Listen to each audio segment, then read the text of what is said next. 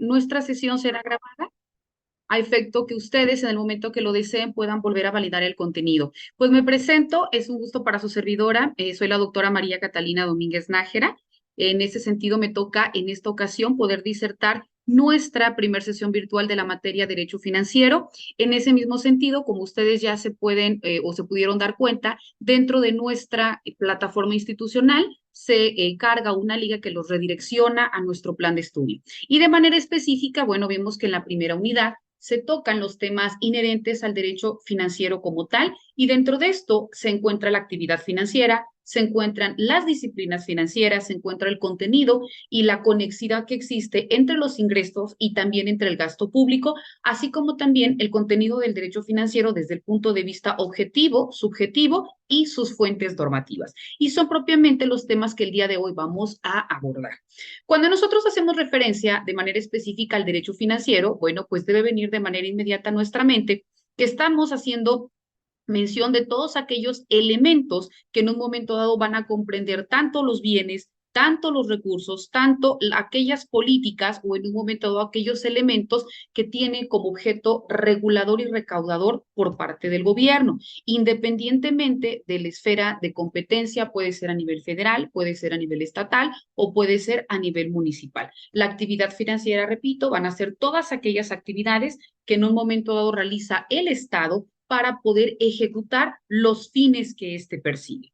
Cuando nosotros hablamos en ese mismo sentido de la actividad financiera, vemos que el Poder Ejecutivo se aboca de manera específica a la realización de estos fines. Cuando hablamos de la realización de estos fines, nos dice que tienen elementos específicos que tienen que dar cabida. ¿Cómo cuáles?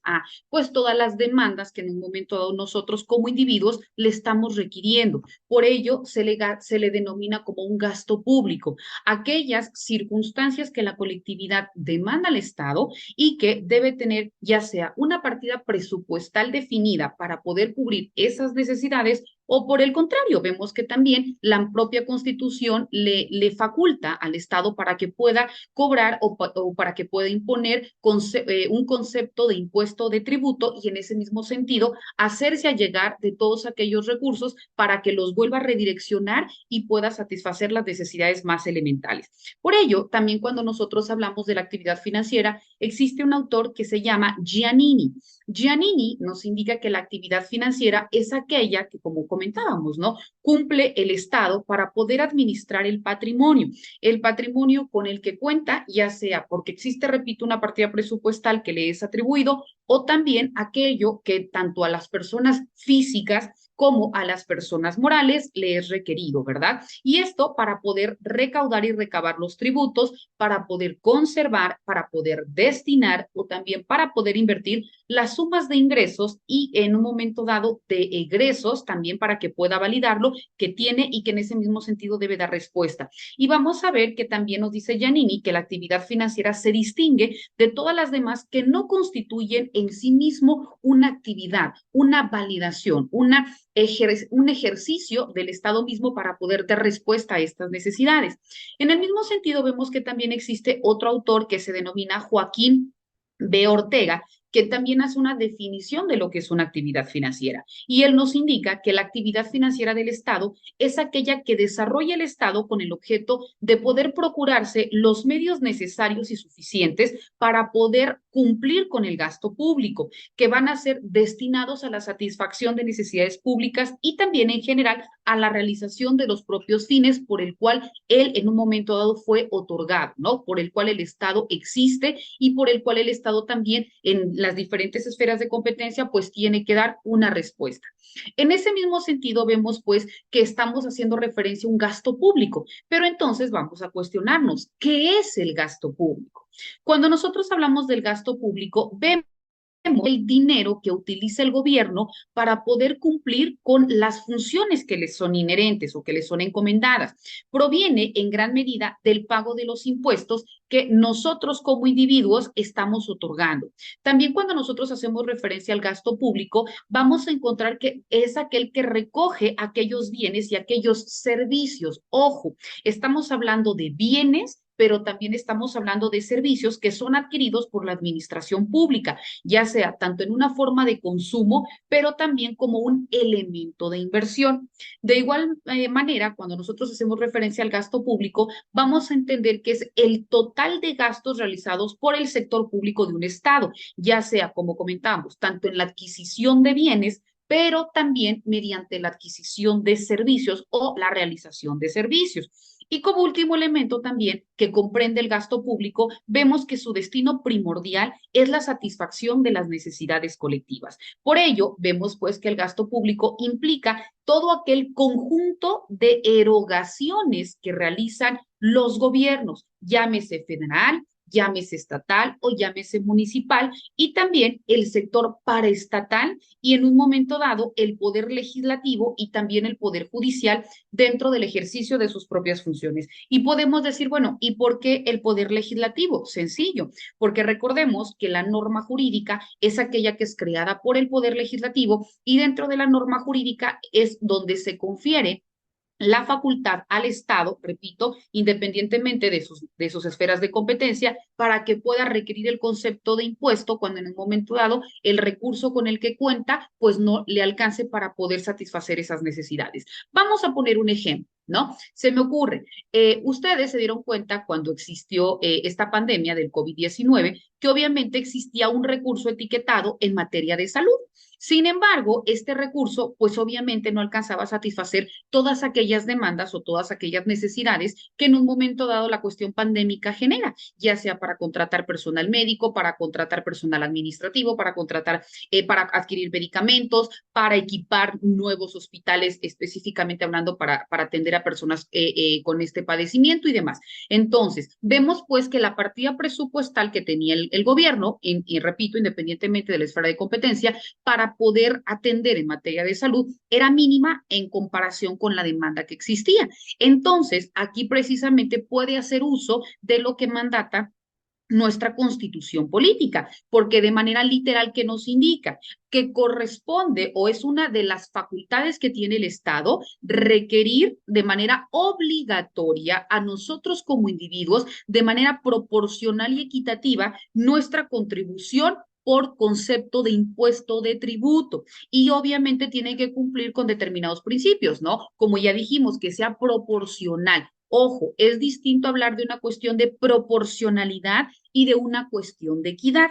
Cuando nosotros hablamos de la proporcionalidad, ejemplo, ¿qué nos indica? Que nosotros debemos de pagar, se me ocurre, el pago predial, ¿verdad? Cuando tienes un bien inmueble de manera anual, tú tienes que pagar por tener esta propiedad, pero esto nos indica para todas las personas tenemos que realizarlo. Sin embargo, en el mismo sentido también nos indica, no va a ser lo mismo que pague por cantidad monetaria una persona que tiene un terreno baldío o bien otra persona que tenga un terreno, pero ya cuente con una barda. Y no es lo mismo una persona que tenga un terreno con las mismas medidas, pero que ya tenga una casa habitación. Y no es lo mismo que sean las mismas medidas, pero que ya pueda tener, se me ocurre, una construcción de un hotel o qué sé yo. Entonces, estamos hablando de las mismas medidas que tiene el bien inmueble. Sin embargo, la equidad es que a razón de lo que se tenga construido, pues también sea el pago que se va a otorgar.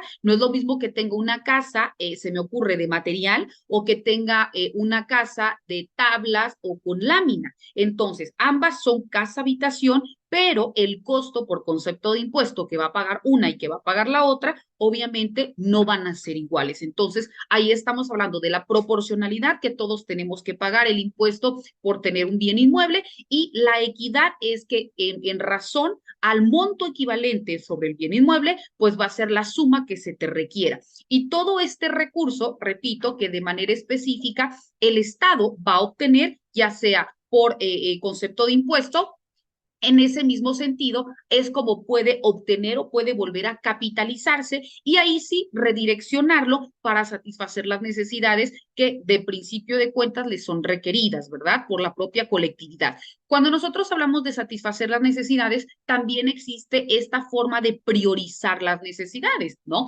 Aquí vemos, por ejemplo, que primero tiene que ponderar cuando estemos hablando de alimentación, ¿no? De pobreza extrema, de salud y luego entonces todas las demás, no porque tenga tengan menos importancia, sino porque existen necesidades primarias básicas que sí o sí el Estado pues tiene que dar respuesta, ¿no? Entonces, ahí estamos hablando pues de una forma del gasto público y cómo el Estado pues también tiene que satisfacer o dar respuesta a estas demandas sociales. Cuando nosotros hablamos del gasto público, existe también una clasificación económica del gasto público. Dentro de esta clasificación económica del gasto público, vemos que se subdivide en cuatro. ¿Cuáles son estas cuatro clasificaciones? Primero, existe una que se denomina gasto corriente. Existe otra clasificación económica que se denomina gasto de capital. Existe una tercera clasificación económica que se denomina gasto de transferencia.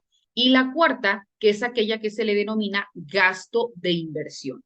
Cuando nosotros hablamos del gasto corriente, vamos a hacer referencia que es aquel que va a ser destinado a operaciones, pero estas operaciones son las más básicas que tiene el Estado, ¿no? Por eso es gasto corriente, aquel que sí o sí tiene que cubrir, ¿no? Porque es de manera específica como tiene que dar respuesta. Se me ocurre, pueden ser ya sea algunas que se destine para recursos humanos, ¿no? Contratación de personal que es con el que da respuesta a unas necesidades cuando te presentan algún oficio, qué sé yo. Entonces, estamos hablando que aquí pueden entrar dentro de este gasto corriente o también denominado gasto de consumo.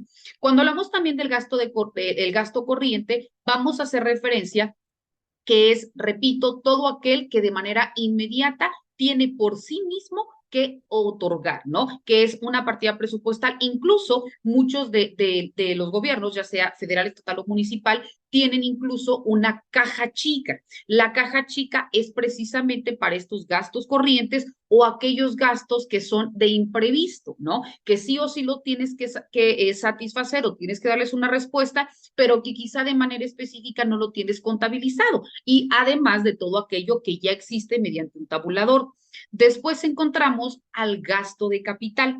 Cuando hablamos del gasto de capital, es aquel gasto destinado a la obtención de activos, es decir, aquel que yo voy a invertir un monto, yo como Estado, pero a su vez, ya sea a corto, a mediano o a largo plazo, voy a volver a obtener o a capitalizarme. Te pongo un ejemplo. Si hablamos desde el punto de vista municipal, se me ocurre, ustedes ven que existe, por ejemplo, no sé, un teatro de la ciudad de nombre tal, ¿verdad? Entonces, un gasto de capital es aquel que el propio Estado, en este caso el municipio, tiene que otorgar para mantenimiento, para pinta, para contratación, no sé, se me ocurre de equipo para fumigar o para realizar algunas cuestiones, pero para que tenga que darle de manera genérica mantenimiento. Se llaman gastos activos porque son gastos constantes, pero se me ocurre, ¿no? Cuando se da en renta para, no sé, alguna graduación de tal escuela, ¿no? Entonces vemos que también vuelve a capitalizarse porque este recurso vuelve a ingresar y va destinado a las arcas municipales, ¿verdad? Otro de los gastos que existen perdón, el gasto de transferencia. Cuando nosotros hacemos referencia al gasto de transferencia, es aquel que va destinado a la ayuda de familias o también de empresas. Y aquí es, por ejemplo, cuando se me ocurre, ¿no? Que venga un desastre natural y que arrasa con X cantidad de casas habitación, ¿no? Y N cantidad de personas, pues hay que canalizarlas a algún albergue o hay que reparar, se me ocurre que se llevó un tornado las láminas, entonces hay que darle, ya sea en cantidad monetaria o en especie, apoyarlas para que puedan volver a vivir o habitar en ese lugar. Entonces, aquí es lo que se denomina gasto de transferencia a fondo perdido, cuando ya no va a obtener o ya no lo va no se le va a volver a regresar el recurso, pero es un apoyo social, ¿verdad? Y después tenemos el gasto de inversión. Cuando hablamos del gasto de inversión, tiene como objeto crear, aumentar, mejorar o sustituir el capital público existente. Aquí es el recurso que ya se tiene, cómo poder continuar obteniendo un mayor incremento, no únicamente para destinar un recurso con el que yo sí o sí tengo que otorgar, sino más bien este dinero que estoy enviando, cómo puedo duplicar o triplicar su forma de inversión. Pero cuando nosotros hablamos de esta clasificación económica del gasto público, vemos que a su vez existe otra clasificación, pero ahora desde el punto de vista macroeconómico. Continuamos hablando, repito, del gasto público. Al igual, esta clasificación desde el punto de vista macroeconómico también se subdivide en estos mismos cuatro que hablaba el gasto, la clasificación económica de manera genérica, y en esta ocasión la macroeconómica también retoma estas cuatro. Aquí nos contempla primeramente el gasto corriente o de consumo y nos indica que va a contemplar todos aquellos conjuntos de erogaciones que no tienen una contrapartida específicamente enfocada a la creación de activos, sino más bien incluye como un consumo, es decir, es únicamente un otorgar, es una erogación, pero sin que tenga un sentido de regreso, es decir, voy a destinar tal recurso, pero sé que únicamente va a ser un pasivo, no voy a volver a capitalizarme. Y dentro de esto puede ingresar el otorgamiento de servicios públicos de salud, de educación, de energía eléctrica, de alcantarillado, de agua potable, de tránsito, etcétera, ¿no? De seguridad como tal. ¿Por qué? Porque es aquello que yo voy a destinar, pero no voy a volver a capitalizarme. Por ejemplo, me requiere determinada colonia la pavimentación de su calle. Entonces, tengo que priorizar cuántas personas o cuántas colonias me están requiriendo esta pavimentación. Tengo también aquí que especificar cuánta población va a resultar beneficiada para que en ese mismo sentido tenga los costos-beneficios a cuánta población voy a beneficiar y qué cantidad económica voy a otorgar. Y en ese mismo sentido, pues también determinar la cantidad que estoy otorgando por este sentido y si después, aparte de la pavimentación de calle, me piden agua potable y alcantarillado, pues entonces también tengo que beneficiar a otra colonia. Aquí es, por eso es satisfacer las necesidades emanadas del gasto público, porque no únicamente voy a beneficiar a un sector de la población, sino como Estado tengo la obligatoriedad de otorgar beneficio genérico. Entonces, por ello se lleva este tipo de situaciones que todas estas entran dentro del gasto corriente o gasto de consumo, porque repito, son pasivos que el Estado tiene y que sí o sí tiene que dar un cumplimiento. Después también nos cita que se encuentra, repito, dentro de la clasificación desde el punto de vista macroeconómico, el gasto de capital. Cuando hablamos del gasto de capital, es aquel gasto destinado para poder mejorar la capacidad productiva del país. Por ejemplo, cuando nosotros estamos hablando de infraestructura, ¿verdad? ¿Qué cantidad de recurso se va a otorgar? Pero también qué beneficios voy a tener a corto, a mediano o a largo plazo, porque sí o sí, en ese mismo sentido, pues debe de existir una derrama económica, porque se supone que si estoy invirtiendo en infraestructura es porque también voy a volver a capitalizar o voy a volver a tener un beneficio mayor para la colectividad. Aquí podemos citar un ejemplo, ¿no? Lo que nos indican nuestros representantes del gobierno federal, qué es lo que están pretendiendo, ya sea con la creación del Tren Maya, ¿no? Que además de acortar distancias, de generar un menor costo, ¿no? Pues también es estar o entrar en una forma de mejora social, pero también de mejora económica. Después nos cita al gasto de transferencia. Dentro del gasto de transferencia, aquí retoma que puede encontrarse o que debe encontrarse el capital que el Estado cede a las empresas y también que otorga a las familias que en un momento lo necesiten. Aquí va en el mismo sentido enfocado con lo que nos hablaba hace rato del capital económico de manera genérica. ¿Por qué? Porque nos indica que va enfocado en esta satisfacción de necesidades. ¿Y por qué podemos decir, bueno, pero cómo me va a poner en igualdad de circunstancias a una familia que tiene un estado de necesidad y a una empresa? Sí, cuando hablamos de unas empresas pueden entrar las pequeñas, ¿no? O las micro, pequeñas, medianas y las grandes empresas, ¿no? ¿Y por qué a las empresas? Bueno, porque también existen muchas que por alguna circunstancia entran en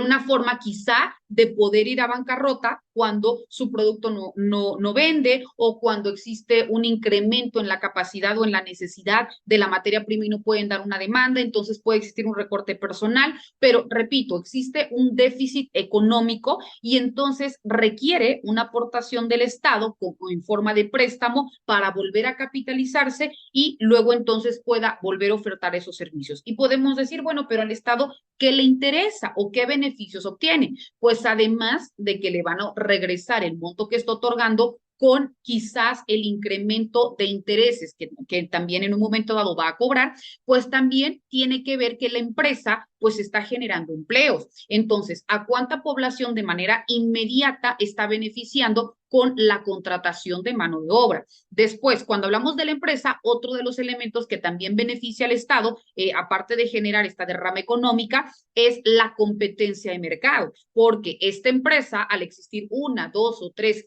que venden el mismo producto, pues también como la necesidad social va a requerir determinado producto, pues ellos tienen que entrar en una competencia, en ofertar el mismo producto o con una mejor calidad a un menor precio. Y esto de manera inmediata, pues también está beneficiando a la colectividad para que pueda acceder o satisfacer sus necesidades mediante la adquisición de ese producto y continúa el circulante de efectivo, ¿no? Y en ese mismo sentido, pues también existe este movimiento económico y el movimiento de mercado y nos vamos a ver beneficiados todos de manera directa o de manera indirecta, ¿verdad? Cuando nosotros también continuamos hablando del gasto de transferencia, vemos que también es aquel que se destina a los diversos programas y ayudas sociales, ¿no? Por ejemplo, el seguro contra el desempleo, el seguro social, y aquí el seguro social porque entra el Estado, porque recordemos que cuando nosotros estamos hablando en materia de seguridad social, cuando nos citamos dentro del punto de vista del trabajador, una parte dentro de del derecho a la salud, ¿quién lo paga? De manera inmediata es descontada de nuestro salario. Otra parte lo paga el patrón y una tercera parte también lo paga el Estado para que nosotros tengamos este derecho de una asistencia médica y obviamente todos aquellos derechos de seguridad social que emanan de ese mismo sentido. Pero, repito, sí o sí el Estado tiene que otorgar una cantidad monetaria para que también en ese mismo sentido se continúe gozando de este derecho humano, ¿verdad? A la salud.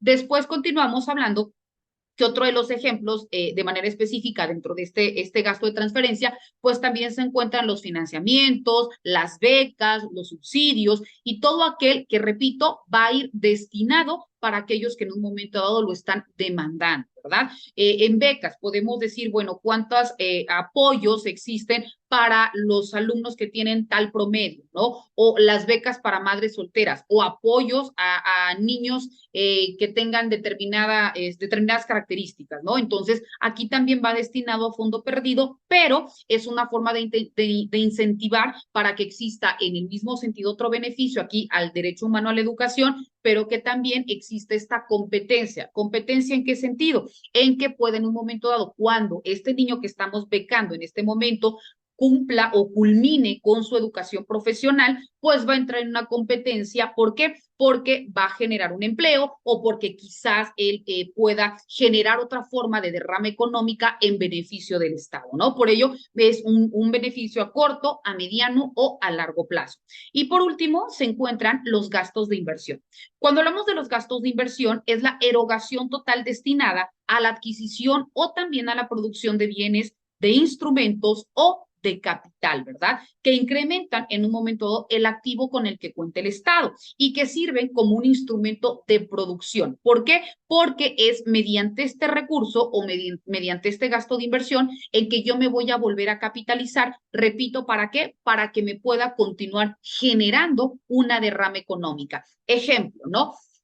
De manera sencilla, ahorita estamos viendo, ¿no? Tanto lo del Tren Maya o el nivel municipal que adquieren determinado o que solicitan al Estado que existe el deslinde de determinado predio porque se quiere utilizar, se me ocurre, para transportes, ¿no? Ahí va a ser una central camionera o va a ser una central de transportes para tal y tal lugar. Entonces, aquí el Estado va a otorgar determinada cantidad monetaria, ya tiene el bien inmueble, pero lo que tiene que invertir es en la construcción, ¿no? En la infraestructura, lo que decíamos hace rato. Sin embargo, aquí en el gasto de inversión, como su nombre lo dice, voy a otorgar determinada cantidad, pero a su vez, al momento de que ya entre en función, me voy a capitalizar porque ya no voy a volver a destinar un recurso de manera específica para ese fin, ¿verdad? Únicamente voy a estar recabando el recurso que sí o sí va a estar ingresando ya de manera diaria, semanal, quincenal, mensual, anual, etcétera,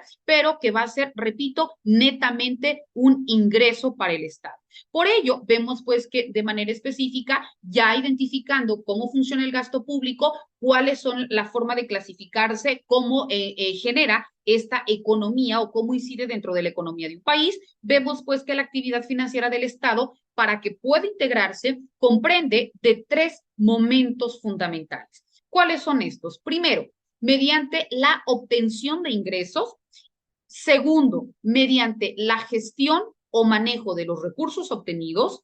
Y tercero, mediante las erogaciones para el sostenimiento de las funciones públicas. Y vamos a explicar en qué consiste cada uno de ellos. Repito, estamos hablando de los tres momentos o de las tres fases importantes por las cuales pasa una actividad financiera.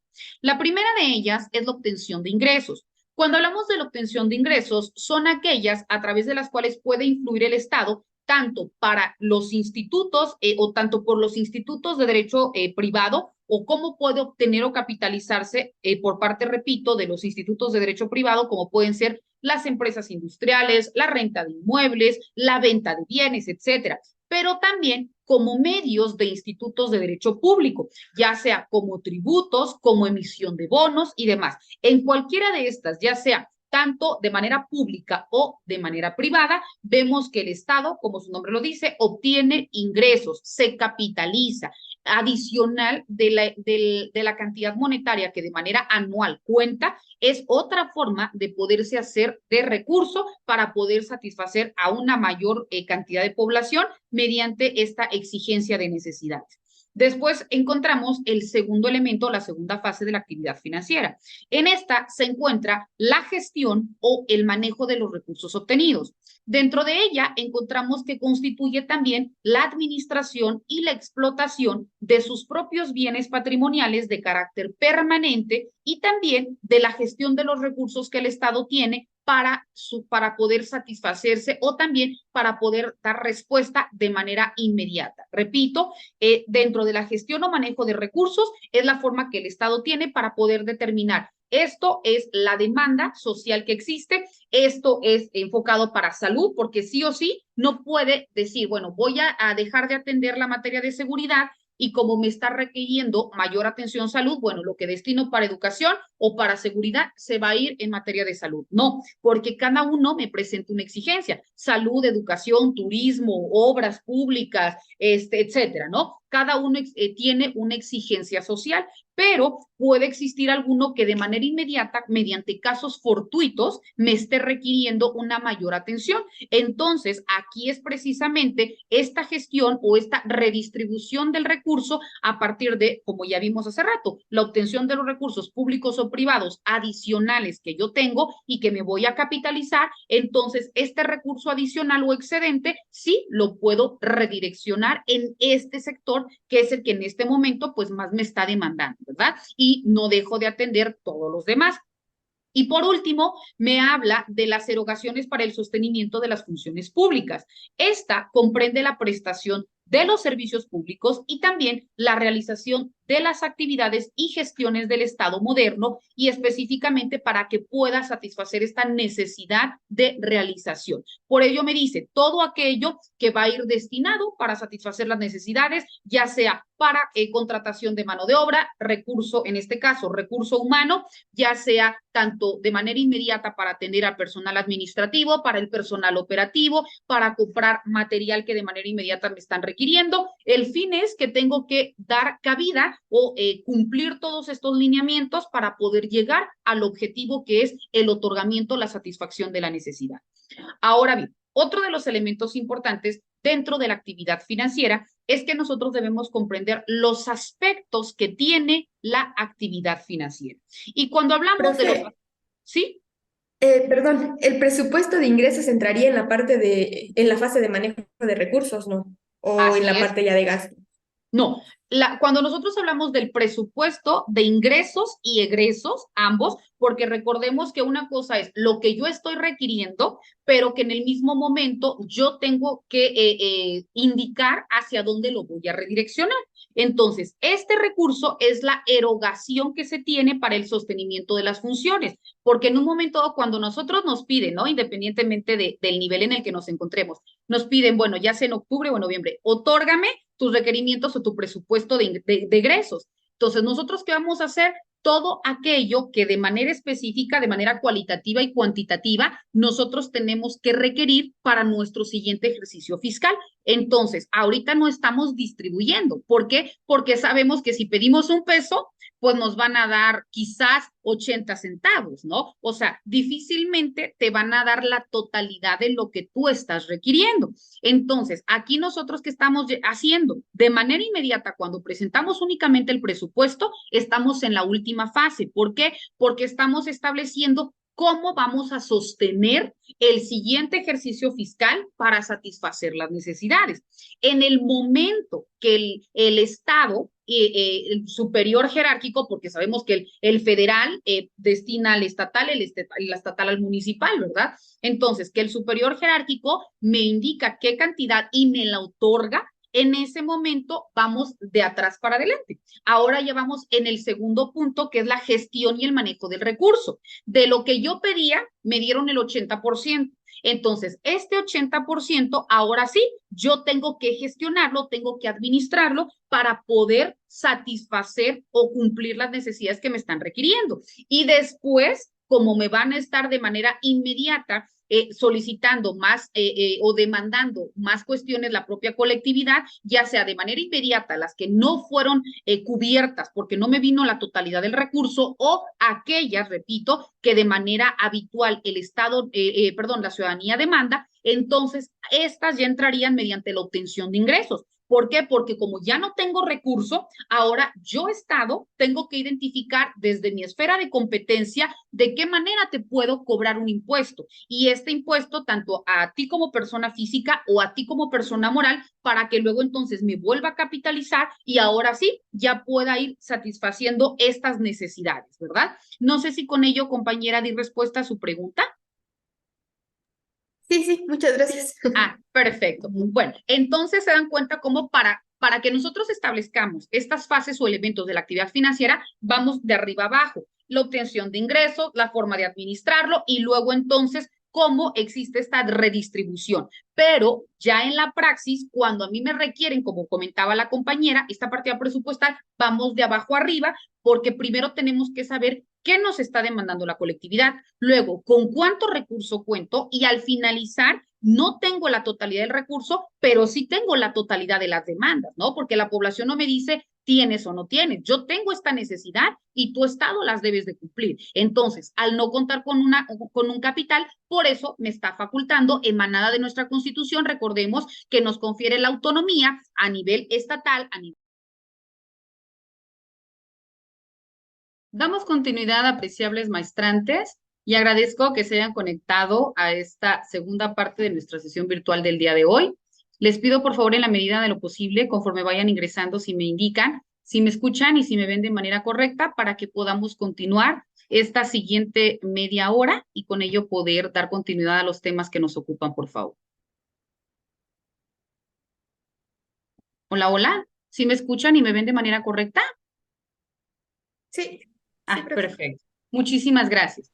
Bueno, entonces, continuando, vemos pues que también nos indica ahora dentro de la actividad financiera que existen aspectos en la actividad financiera.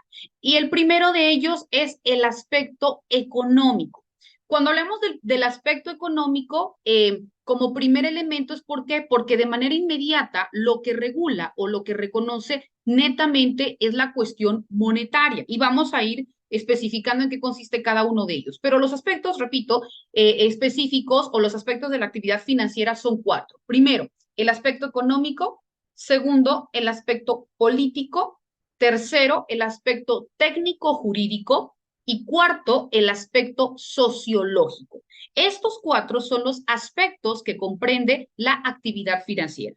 Cuando nosotros hacemos referencia al aspecto económico, vemos que la actividad financiera, pues obviamente ha de ocuparse tanto de la obtención o también de la inversión de los recursos que son de esa índole necesarios para el cumplimiento de los fines que persigue. ¿Cuáles son los fines que persigue? Satisfacer las necesidades de la colectividad, ¿verdad? Sin embargo, la tesis economista le atribuye a la actividad financiera estatal una naturaleza financiera y una naturaleza económica.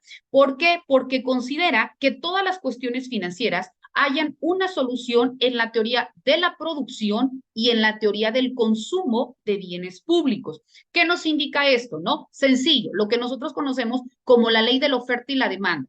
¿Qué tanto voy a otorgar? Es qué tanto me van a exigir. El Estado hace lo mismo cuando hablamos de una actividad económica. ¿Qué tanto es lo que la colectividad me demanda? Porque no es lo mismo, por ejemplo, si hablamos de una entidad federativa del norte, del centro y del sur-sureste de la República. Cada uno, su demanda es distinta, pero todos de manera genérica tienen que satisfacer las necesidades de su población. En algunos quizá tienen que focalizar mayor cantidad de recursos en materia de seguridad. ¿Por qué? Porque estamos hablando de estados que colindan con frontera, ¿no? Entonces quizás exista una mayor necesidad de atención en materia de seguridad.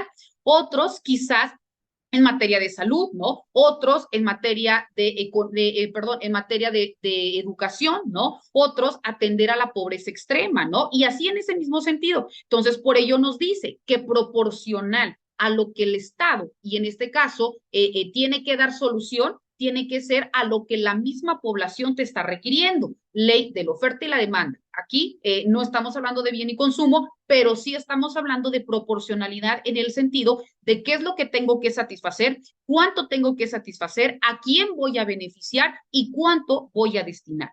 Posteriormente, vemos el siguiente aspecto, que es el aspecto político. Cuando hablamos del aspecto político, un autor que es Pugliese sostiene que la actividad económica y en este caso que la actividad financiera tiene una naturaleza política. ¿Por qué? Porque el político es el sujeto, agente político que va a tener una incidencia dentro de la forma de estructurar, de dirigir y de encauzar el recurso a la satisfacción de las necesidades, porque son precisamente los poderes de los que éste se encuentra investido y que obviamente los políticos son quienes tienen que perseguir el fin último que es atender las necesidades del pueblo. Independientemente, repito, de la esfera de competencia, si hablamos a nivel federal, el presidente de la República, al momento de que es electo por la ciudadanía, ¿a qué se compromete? A que dentro de su mandato tiene que velar por el bien común, el bien del pueblo, de todos los individuos que conforman el territorio mexicano. Entonces, en esa misma sintonía, estamos hablando pues del el gobernador del estado y también del presidente municipal. Por ello nos dice que el político es netamente el que tiene que encauzar o encabezar la actividad financiera, porque también a él le es encomendada esta función de satisfacer, de velar por el bien del pueblo, ¿no? De satisfacer estas necesidades. Posteriormente, vemos que otro de los aspectos son el aspecto técnico jurídico. Cuando hablamos del aspecto técnico jurídico, la actividad financiera que realiza el Estado, como el resto de la actividad administrativa, se encuentra sometida a un derecho positivo. Cuando hablamos de un derecho positivo, vemos que en nuestro territorio mexicano, como les comentaba, nosotros sabemos que contamos con instrumentos jurídicos normativos que son a través de los cuales nosotros como individuos nos encontramos regulados, que es la Constitución política y todas aquellas leyes específicas que de esta emanan, ¿no? Sabemos pues que existe la ley de impuesto al valor agregado, la ley del ISR, etcétera, ¿no? Y también otros instrumentos, ¿no? Como el Código Civil, el Código Penal, etcétera, ¿no? Pero cada uno de estos instrumentos jurídicos son los que nos van a proteger cuando exista alguna vulneración de un derecho humano, pero también aquellas que nos van a exigir, ¿no? Y en esta forma de exigir también nos establece, si te exijo y no cumples, existe esta sanción. Por ello nos dice que la actividad financiera es propiamente aquella que se debe encontrar regulada a lo que dentro de la norma jurídica establezca como permitido o también lo que dentro de la norma jurídica establezca como prohibido. ¿Y por qué también vamos a ver en ese sentido? No únicamente para nosotros como ciudadanos, ¿no? Sino también directamente al Estado, porque cuando nosotros decimos, bueno, pero ¿por qué tengo que pagar tanto impuesto, no? ¿Por qué? Porque compré una sabrita, va implícito un impuesto, porque compré una paleta, va implícito un impuesto. Ya no hablamos de cosas mayores, sencillo, porque también aquí, como nos dice, del derecho positivo mexicano, la Constitución le está otorgando esta facultad al Estado a través de el Poder Legislativo para que dentro de la norma se establece que es obligación, ¿no? Corresponde como obligación de nosotros como individuos contribuir de manera proporcional y equitativa al gasto público. Entonces, aquí le está confiriendo la facultad al Estado para que nos pueda cobrar el impuesto, pero obviamente no es porque se le ocurra, tiene que pasar por un proceso de análisis, de validación y de aprobación para que luego entonces se pueda hacer efectivo. Y por ello, repito, ambos, tanto el Estado, el administrador como el administrado, nos vamos a ver sujetos o sometidos a la norma jurídica, tanto para cumplir como también para, en un momento dado, exigir. Y continuando, dentro de este aspecto técnico jurídico, Giannini, que es el autor que venimos analizando, alude a que la actividad financiera es una rama de la actividad administrativa y, por tanto, aparece regulada por el derecho objetivo. De igual forma, vemos que otro de los aspectos, que es el último, es un aspecto sociológico, y esto por obviedad, ¿verdad? ¿Por qué un aspecto sociológico? Porque va dirigido de manera inmediata a nosotros como individuos que estamos reclamando o estamos exigiendo al Estado la satisfacción de determinadas necesidades. Este aspecto, sin lugar a dudas, resulta porque vemos que del régimen del tributo y de los aspectos del gasto público ejerce una determinada influencia sobre los grupos sociales. ¿A quiénes el Estado les va a cobrar el impuesto? A nosotros como sociedad o como individuos. ¿Y quiénes son los que exigen al Estado que atiendan estas necesidades? Pues la propia sociedad. Entonces vemos que existe esta conexidad individuo-Estado, Estado-individuo, para que se materialice esta actividad como tal. Después vemos que existe otro de los temas que es propiamente las divisiones del derecho financiero. En ese sentido, vemos que los autores han dividido al derecho financiero en tres ramas o grupos de normas que guardan estrecha similitud con momentos o fases en que divide a la actividad financiera del Estado. Primero, vemos que se encuentra la obtención, segundo, se encuentra el manejo y tercero, se encuentra la erogación de los recursos del Estado. Y en este sentido, vemos que se encuentra propiamente ¿quién? El derecho fiscal. También se encuentra el derecho patrimonial y se encuentra, por último, el derecho presupuestario. Repito, las tres ramas o grupos de normas que van a regular la actividad financiera del Estado es el derecho fiscal, es el derecho patrimonial y es el derecho presupuestario. Vamos a analizar cada una de estas.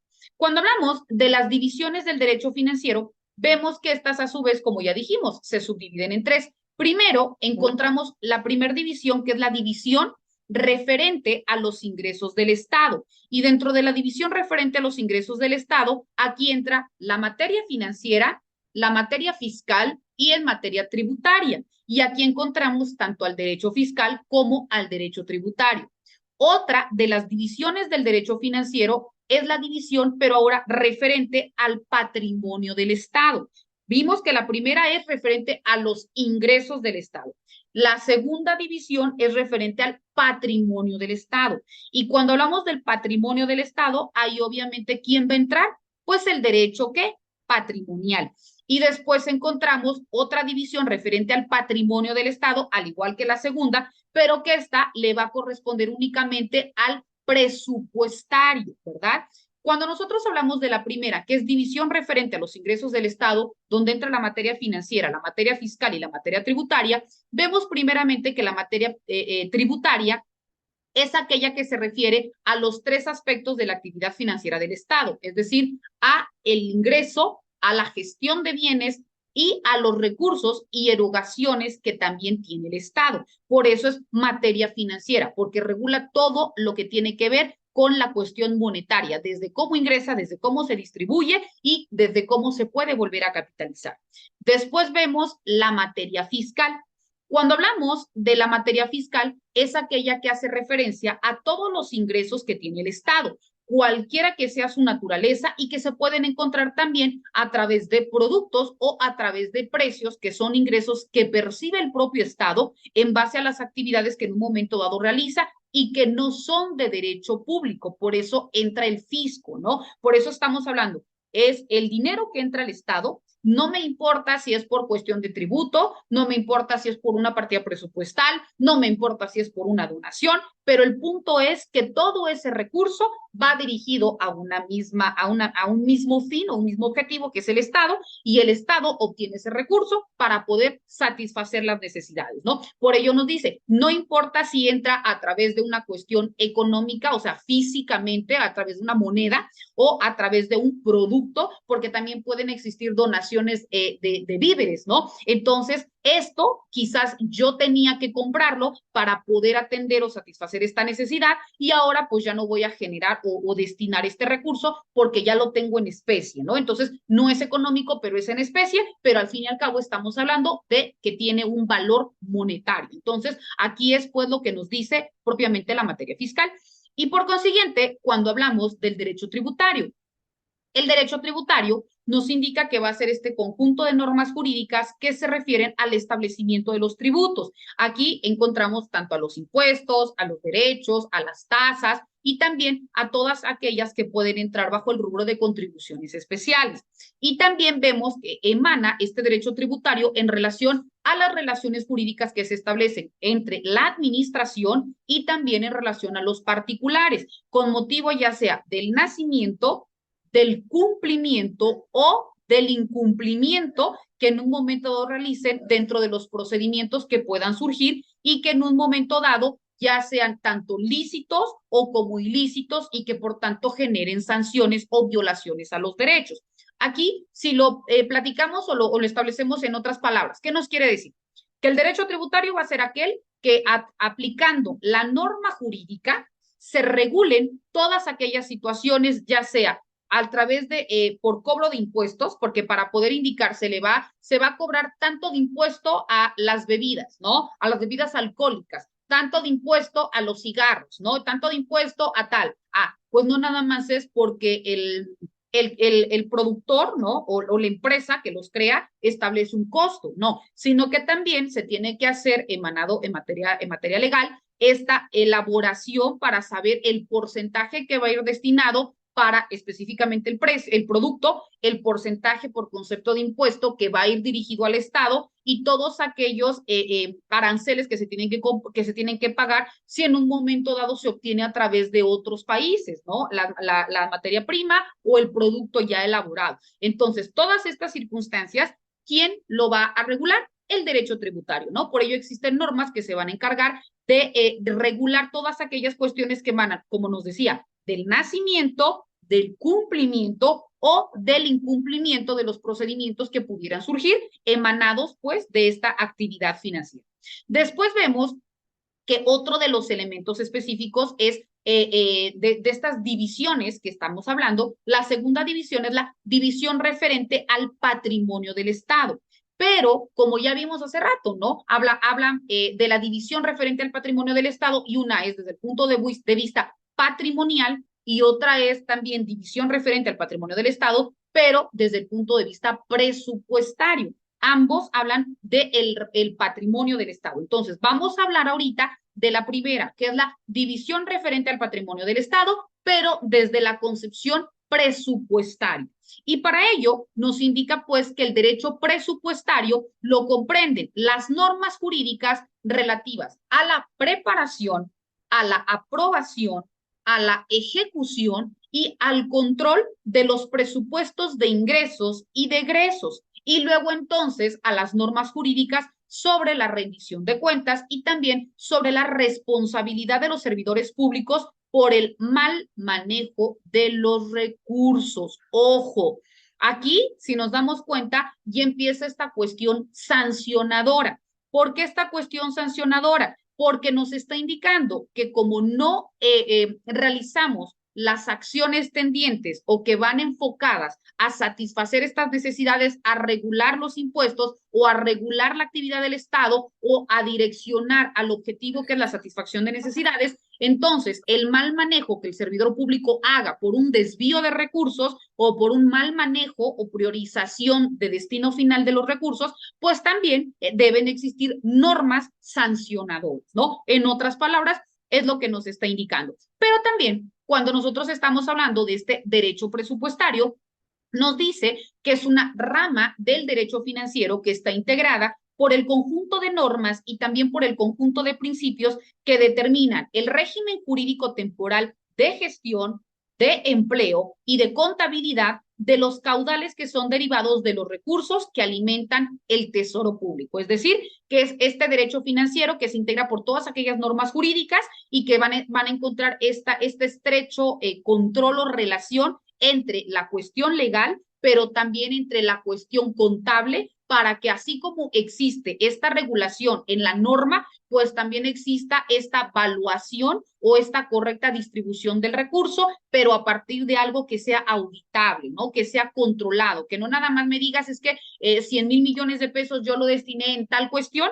sino que realmente pueda ser objeto de auditoría y que en ese mismo sentido, pues también exista un control específico de este destino de los recursos. Ahora bien, por eso estamos hablando del presupuesto. Ahora bien, hablamos de la tercera división que nos habla de la división referente al patrimonio del Estado, pero ahora desde el punto de vista netamente patrimonial. Y aquí nos dice que entra el derecho financiero patrimonial. Cuando nosotros hablamos del derecho financiero patrimonial, vemos que es esta rama del derecho financiero que se integra por las normas jurídicas, pero que van a ser relativas a la adquisición, a la administración y a la enajenación de los bienes que constituyen el patrimonio, en este caso el patrimonio fijo del Estado, y que son integrados tanto por los bienes muebles como también por los bienes inmuebles. Ojo, ¿qué tan importante es esto? ¿Por qué? Porque acá nos indica todo aquello que forme parte de los bienes del Estado, forzosamente tienen que estar inventariados, tanto bienes muebles como bienes inmuebles. Y todos estos bienes van a ser objeto de una forma de regulación porque dentro de ellos va implícito un recurso. Para poder adquirir los bienes muebles y los bienes inmuebles, el Estado otorgó una cantidad monetaria y esa cantidad monetaria entra, como ya vimos hace rato, dentro de una clasificación de gastos, ya sea de gastos corrientes, de gastos de transferencia, de gastos activos, etcétera, ¿no? Entonces, todo ello en su momento fue auditable o fue contabilizado para que se estableciera una cantidad entre lo que ingresa y lo que egresa del Estado y ahí existiera este equilibrio. Entonces, aquí precisamente por eso, cuando hablamos del patrimonio, entre el derecho financiero patrimonial, porque todo lo que en un momento dado me estás indicando o me estás comprobando con facturas, pues debe ser lo que físicamente yo puedo encontrar como bienes del Estado. Repito, tanto bienes muebles como bienes inmuebles.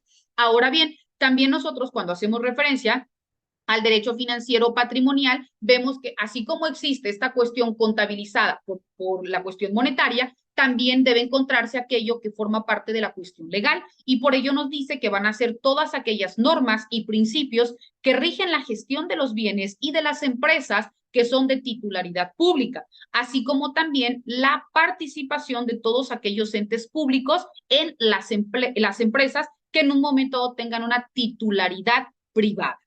Ahora bien, pasamos a otro de los temas, que es el derecho financiero y sus otras disciplinas jurídicas. Cuando nosotros hablamos del derecho financiero y las otras disciplinas jurídicas, y con esto ya vamos a ir cerrando porque ya nos indica que son las 5:30, nos indica que estas se subdividen en 5. Primero encontramos el derecho financiero constitucional. Después encontramos el derecho administrativo financiero. Después encontramos el derecho procesal financiero. Luego entonces el derecho penal financiero. Y por último encontramos el derecho internacional financiero. Estamos hablando, repito, del derecho financiero y otras disciplinas jurídicas. Cuando nosotros hablamos, vamos a analizar el día de hoy únicamente dos. La primera, cuando nosotros hablamos del derecho financiero constitucional, aquí nos indica que vamos a entender aquel conjunto de normas constitucionales que se refieren específicamente a materia financiera y que estas son específicamente las relativas a la facultad que tiene el Poder Legislativo para poder, como ya indicamos, establecer los tributos. También es aquella donde se encuentra reflejada la obligación que nosotros como mexicanos tenemos para poder o para deber contribuir a las cargas públicas de la federación, del estado y del municipio en el que nosotros habitemos, ¿verdad? Es, en otras palabras, lo que ya indicamos. ¿Por qué nosotros vamos a cumplir? porque se encuentra establecido en un instrumento jurídico normativo y en cuál debe estar de manera primaria regulado en la Constitución.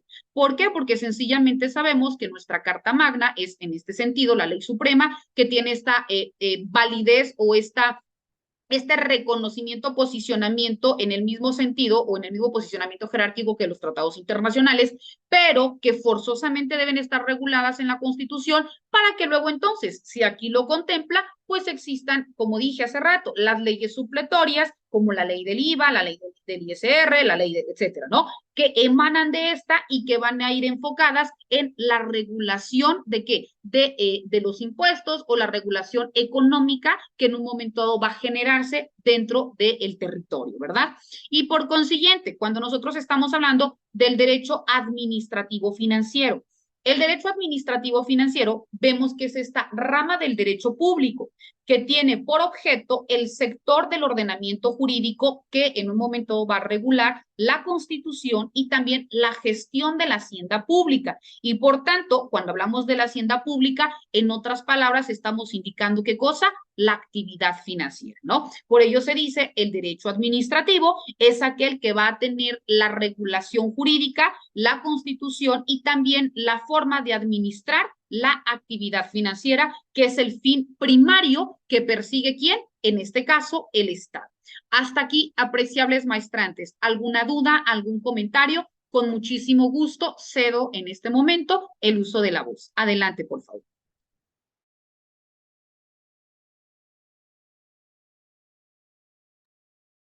¿Alguien desea tomar la palabra? Con muchísimo gusto lo pueden hacer. ¿No? ¿Está quedando todo claro? Sí, hasta ahorita sí. Perfecto, muchísimas gracias, maestra.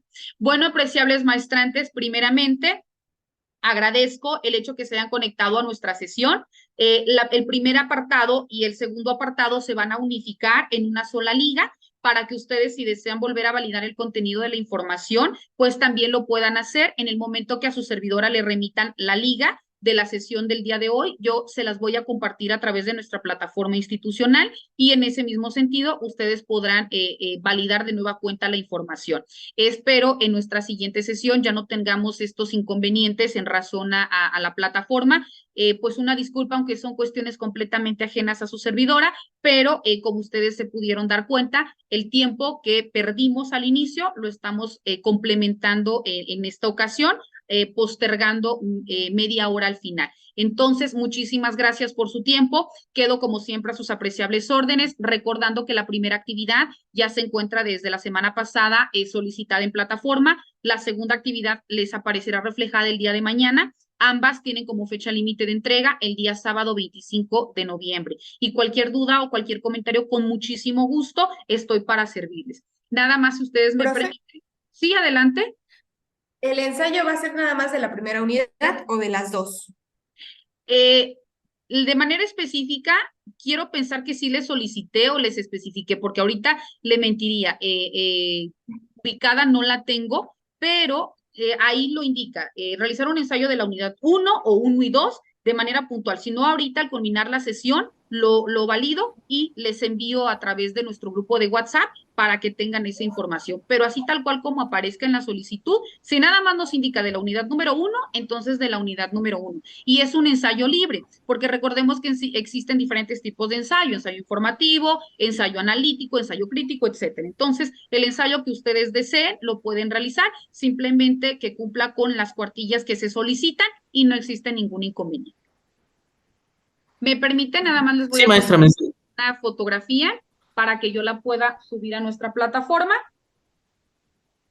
Veo que no quieren que yo los conozca, ¿verdad? Ay, ahora sí.